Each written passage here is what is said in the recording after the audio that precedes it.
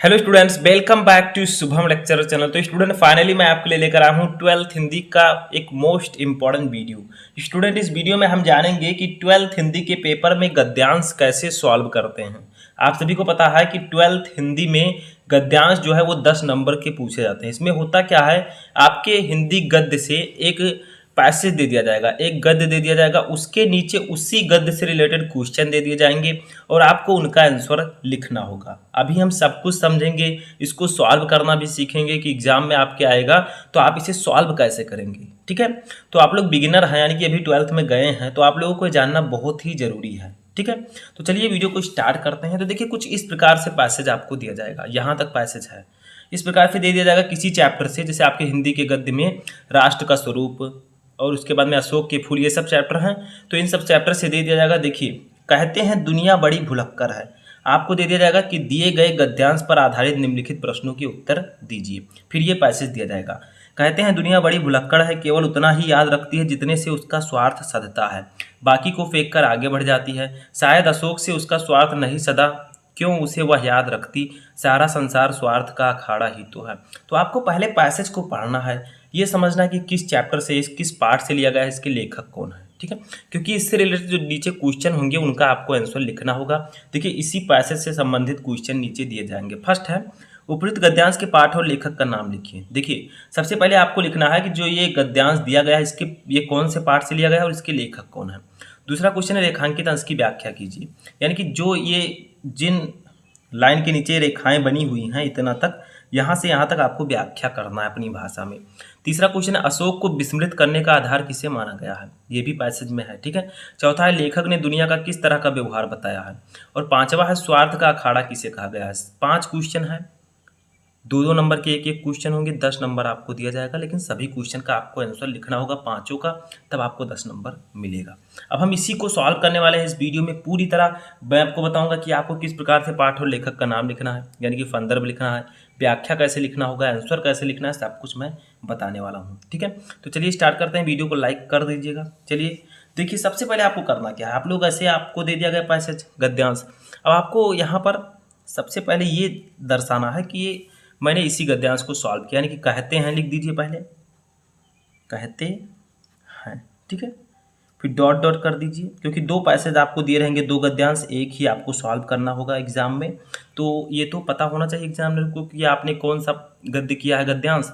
तो अब ये लास्ट वाला लिख दीजिए, ही तो है, तो यहाँ पर लिख दीजिए ही तो है। ठीक है, इससे होगा क्या, इससे एग्जामिनर को तुरंत पता चल जाएगा कि आपने इसी गद्यांश को किया है। ठीक है, मैंने फर्स्ट वर्ड लिख दिया, लास्ट वर्ड। अब देखिए, फर्स्ट क्वेश्चन का आंसर लिखते हैं सबसे पहले। फर्स्ट क्वेश्चन है, उपयुक्त गद्यांश के पाठ और लेखक का नाम लिखिए। यानी कि सबसे पहले और आपको पाठ और लेखक का नाम लिखना है। तो देखिए, एक एक को हम साफ करेंगे। तो पाठ और लेखक का नाम हिंदी में लिखने के लिए एक वर्ड है संदर्भ। संदर्भ के अंतर्गत हम पाठ और लेखक का नाम लिखते हैं। तो यहाँ पर हम पाठ और लेखक का नाम लिख देते हैं। कैसे लिखेंगे, देखिए, हमें लिखना पड़ेगा इस प्रकार से, प्रस्तुत, साथ में आप लोग लिखते चलिएगा। इसी प्रकार से आपको कोई भी पैसेज आता है तो आपको इसी पैटर्न से संदर्भ लिखना होगा सभी में। ठीक है, सिर्फ आपको चैप्टर अलग देता है तो चैप्टर का नाम दूसरा लिखना है, अगर लेखक का नाम अलग है तो लेखक का नाम अलग लिखना है। ठीक है, तो प्रस्तुत गद्यांश हमारी पाठ्य पुस्तक के, ठीक है, के कौन से भाग बताइए, हिंदी गद्य से आता है तो गद्य भाग में संकलित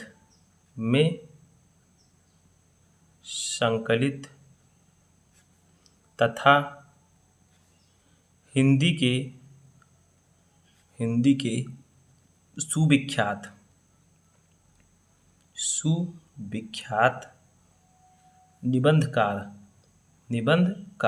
तो देखिए, अब आपको निबंधकार का, यानी कि जिसने इस चैप्टर को लिखा है उस लेखक का आपको नाम लिखना है। तो इसको लिखा है आचार्य हजारी प्रसाद द्विवेदी जी ने, और ये चैप्टर से है अशोक के फूल के। ठीक है, तो लिखिए आचार्य हजारी प्रसाद द्विवेदी।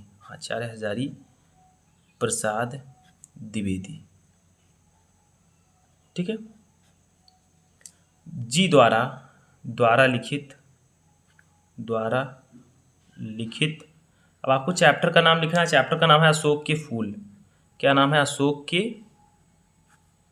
फूल। ठीक है, ये संदर्भ बहुत ही जरूरी है और आपको सभी में लिखना होगा, कोई भी गद्यांश आता है। नामक ललित निबंध, नामक ललित निबंध से अवतरित है। ठीक है, लिख दीजिए यहाँ पर, से अवतरित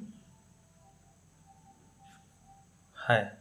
ठीक है, तो इस प्रकार से आपको संदर्भ लिखना होगा। संदर्भ में आपको लिखना क्या है, आपको लिखना है पाठ का नाम और लेखक का नाम। तो देखिए, ये जो चैप्टर है ये अशोक के फूल चैप्टर से है, क्योंकि आपको पहचानना होगा कि किस चैप्टर से है, तभी आप लिख पाएंगे। तो यहाँ पर अशोक वर्ड दिया गया है तो वैसे ही क्लियर है, लेकिन कहीं कहीं वर्ड नहीं दिया जाता, तब भी आपको अगर चैप्टर पढ़े रहेंगे, आपको पता रहेगा तो आप लिख सकते हैं। इसीलिए आप चैप्टर्स भी पढ़ते रहें ताकि आप तुरंत पहचान जाएं। तो फर्स्ट क्वेश्चन का हमने आंसर लिख दिया। उपरोक्त गद्यांश के पाठ और लेखक का नाम लिखिए। तो देखिए, प्रस्तुत गद्यांश हमारी पाठ्यपुस्तक के गद्य भाग में संकलित तथा हिंदी के सुविख्यात निबंधकार आचार्य हजारी प्रसाद द्विवेदी द्वारा लिखित अशोक के फूल नामक ललित निबंध से अवतरित है। तो आपका 2 नंबर यहाँ पर ऐसे एग्जामिनर ऐसे देगा। ठीक है, यानी ये क्लियर हो जाएगा ये सब लिखने से। अब देखिए आगे हम लोग बढ़ते हैं, अभी और भी क्वेश्चन है क्योंकि हमें 5 क्वेश्चन दिए गए हैं। ठीक है, तो पांचों का आंसर लिखना है। तो सेकंड क्वेश्चन हमारा क्या है, सेकंड क्वेश्चन है रेखांकित अंश की व्याख्या कीजिए। देखिए, ये रेखांकित अंश की व्याख्या कीजिए। तो जिन लाइनों के नीचे ये रेखाएं हैं उनकी आपको व्याख्या करनी है। तो देखिए यहाँ पर मैंने व्याख्या लिख दी है। ठीक है, अब सिर्फ हमें पढ़ना है। यहाँ पर देखिए अपनी भाषा में आप लिखिए, कोई जरूरी नहीं जो मैंने लिखा वही आप लिखें। कहते हैं दुनिया बड़ी भुलक्कड़ है, केवल उतना ही याद रखती है जितने से उसका स्वार्थ फतता है, बाकी को फेंक कर आगे बढ़ जाती है। अब इसका आप लोग व्याख्या अपनी भाषा में लिख दीजिए थोड़ा। ठीक है, एडवांस में लिखकर, जैसे मैंने लिखा है, द्विवेदी जी कहते हैं कि यह संसार बड़ा स्वार्थी है, या उन्हीं बातों को याद रखता है जिनसे उसका कोई स्वार्थ सिद्ध होता है, अन्यथा व्यर्थ की स्मृतियों से यह अपने आप को बोझिल नहीं बनाना चाहता। यह उन्हीं वस्तुओं को याद रखता है जो उसे दैनिक जीवन की स्वार्थ पूर्ति में सहायता पहुंचाती हैं। बदलते समय की दृष्टि में अनुपयोगी होने से यदि कोई वस्तु उपेक्षित हो जाती है तो यह उसे भूलकर आगे बढ़ जाती है। यानी कि जो ये मानव है, ठीक है, यह संसार जो है बड़ा ही स्वार्थी है, यह उन्हीं चीज़ों को याद रखता है जिससे इसका स्वार्थ सधता है। तो इस प्रकार से आप अपनी भाषा में इसका अर्थ लिख दीजिए, बस आपको इसके लिए 2 नंबर मिल जाएगा। ठीक है, आप लिमिट में लिखिए, जितना आप लोग लिख पाए उतना लिखिए, लेकिन आपको चैप्टर का नाम और लेखक का नाम याद होना चाहिए। नेक्स्ट क्वेश्चन देखते हैं। तो देखिए तीसरा क्वेश्चन हमारा क्या है, अशोक को विस्मृत करने का आधार किसे माना गया है। तो देखिए अशोक को विस्मृत करने का आधार स्वार्थ वृत्त को माना गया है। यानी कि वो कहते हैं कि संसार बड़ा ही स्वार्थी है, या उन्हीं बातों को याद रखती है जिसे उसका स्वार्थ सधता है। ठीक है, तो स्वार्थ वृत्त को माना गया है, बस इतना लिख दीजिए। तो आप लिखिए अशोक ठीक है को विस्मृत करने का आधार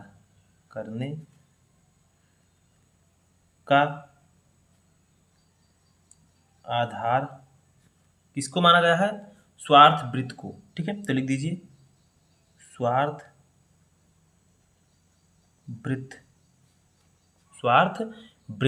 ठीक है को माना गया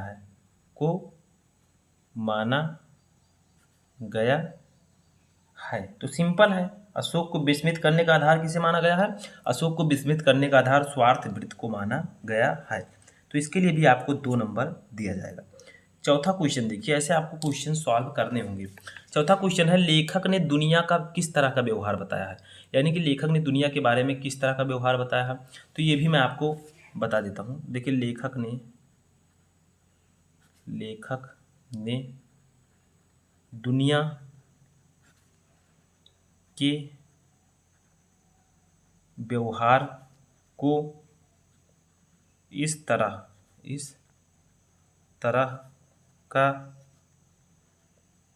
बताया है कि यह केवल उतना ही याद रखती है जितने से इसका देखिए आपको इसी प्रकार से लिखना है। ठीक है, थोड़ा आपको लग रहा होगा कि टाइम लग रहा है, लेकिन इसी प्रकार से आपको लिखना है। ठीक है, स्वार्थ सधता है, बाकी को फेंक कर आगे बढ़ जाती है, बाकी को फेंक कर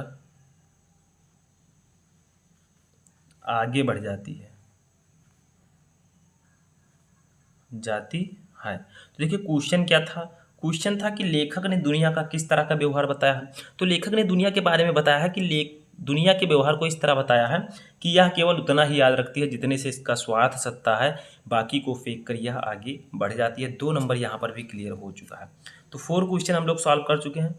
लास्ट क्वेश्चन हमारा है, देखिए स्वार्थ का अखाड़ा किसे कहा गया है।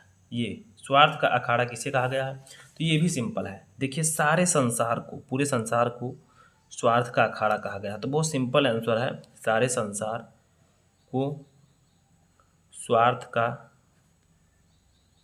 अखाड़ा